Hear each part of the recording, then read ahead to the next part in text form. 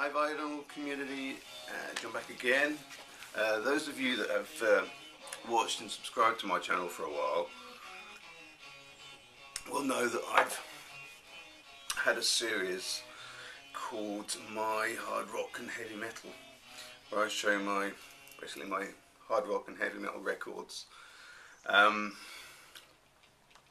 hadn't done one for a while, kind of got out in the swing of that.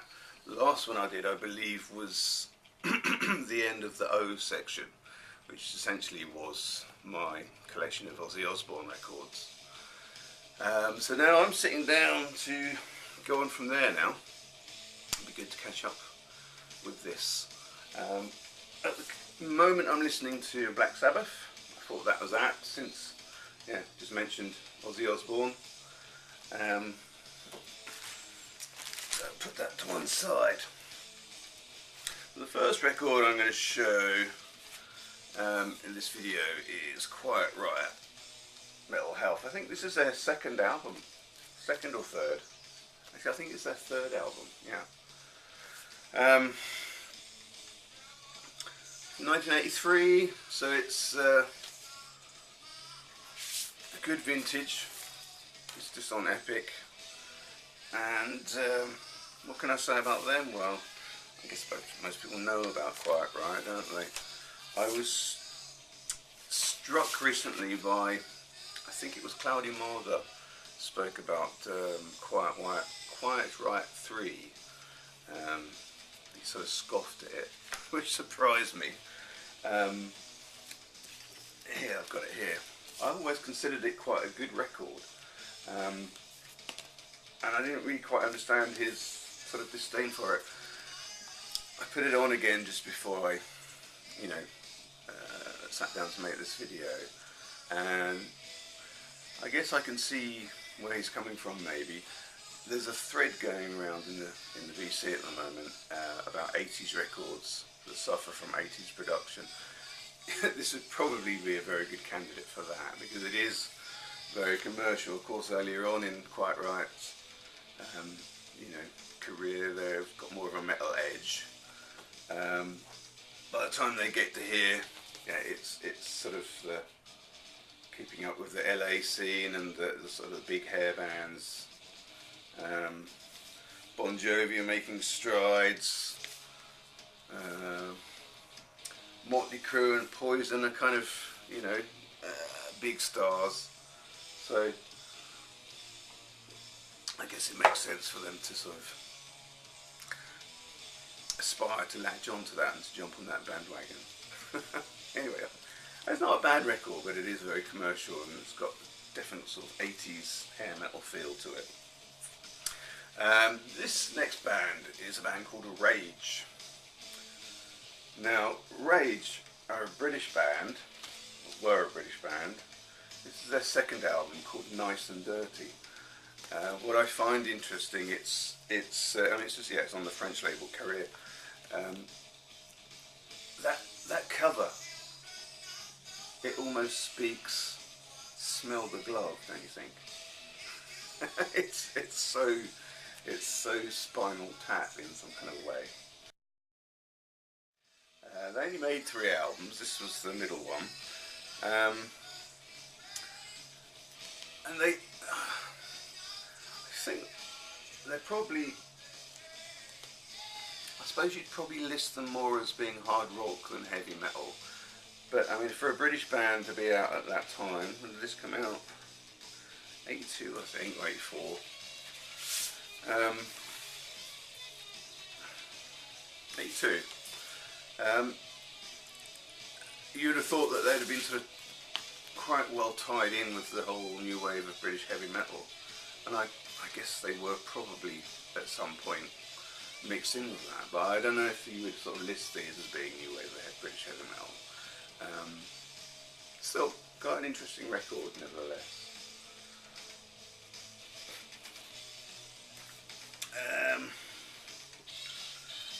Going back to something that Cloudy Mulder picked up on just recently as well, I think in the same video, he spoke a bit about Rat.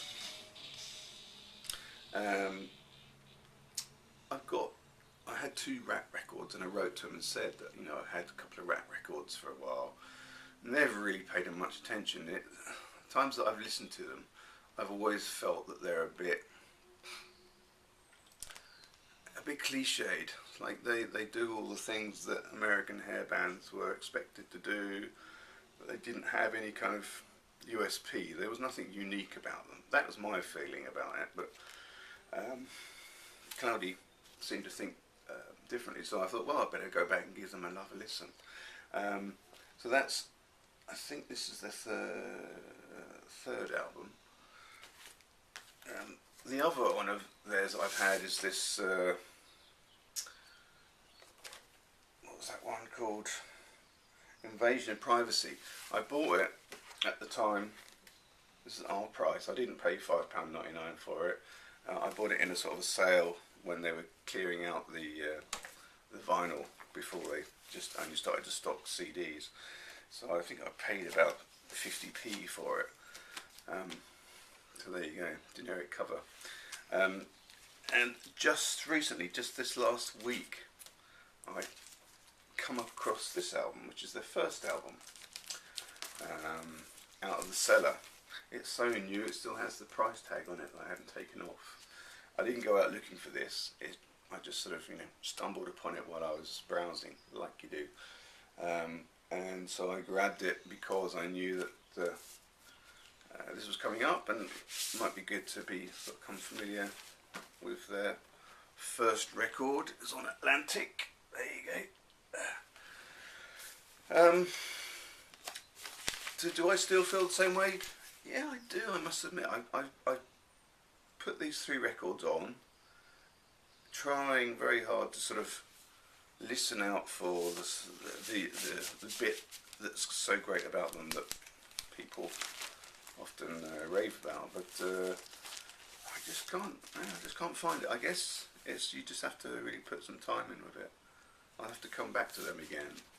I'm not ready to dismiss them out of hand because I've had these 2 records for so long, but it would be great if I could sort of get past that sort of rut of not really having any faith in what I'm hearing.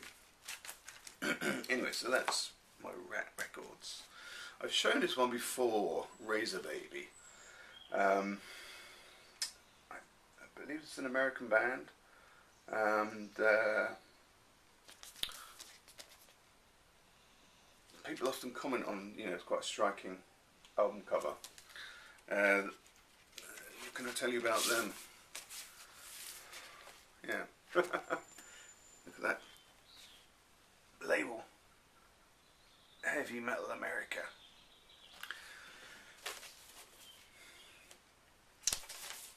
Yeah, they're not particularly very well known, I don't think.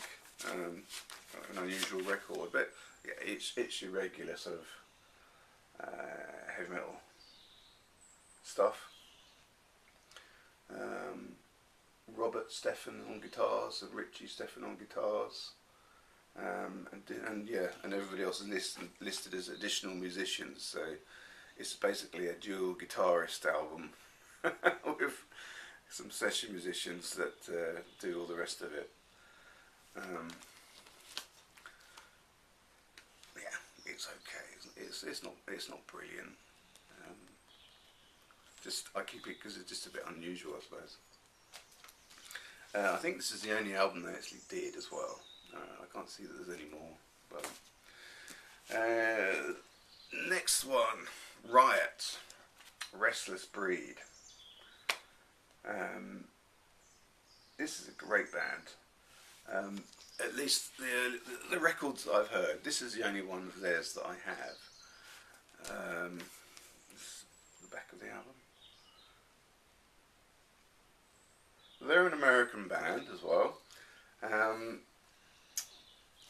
What I find so strange about them is that's on Electra. What I find so strange about them is their sort of their moniker, if you like. This figure here. It's just so weird and so strange, and you see it on pretty much all of their album covers, I think.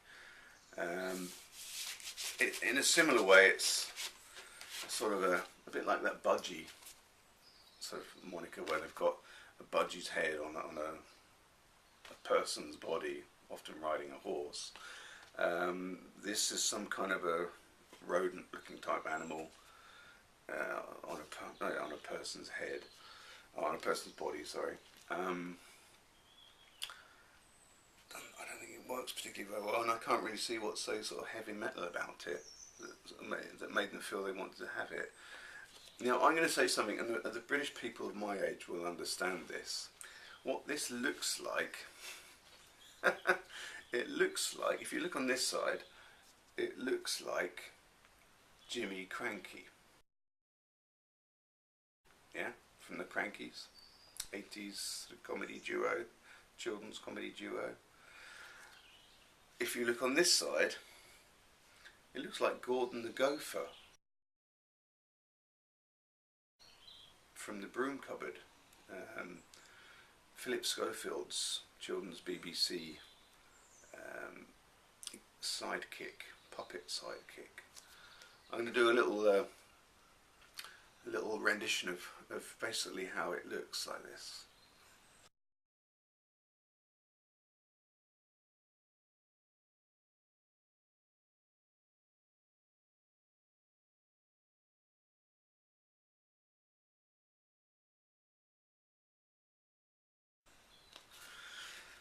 So there you go.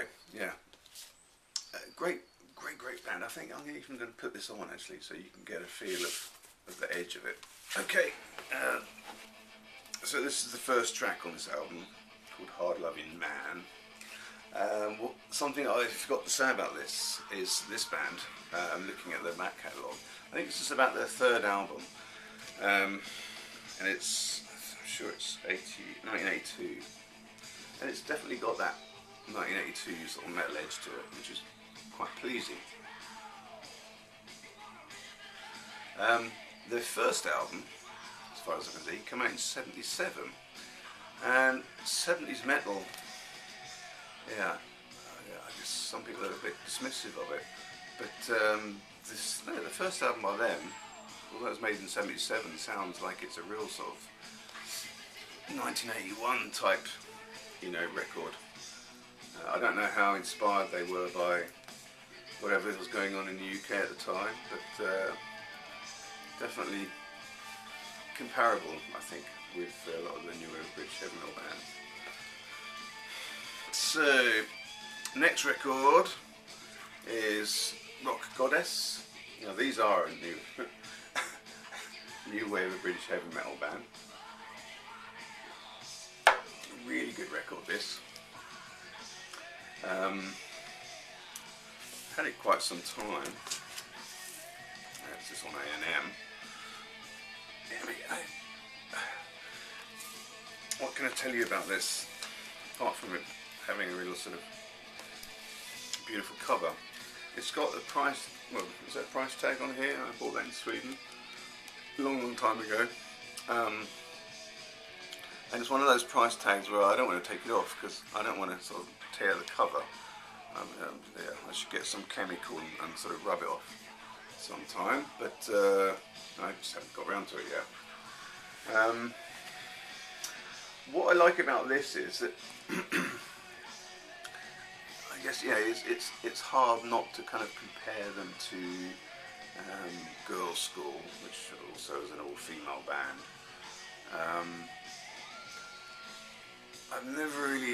I always felt Girls' School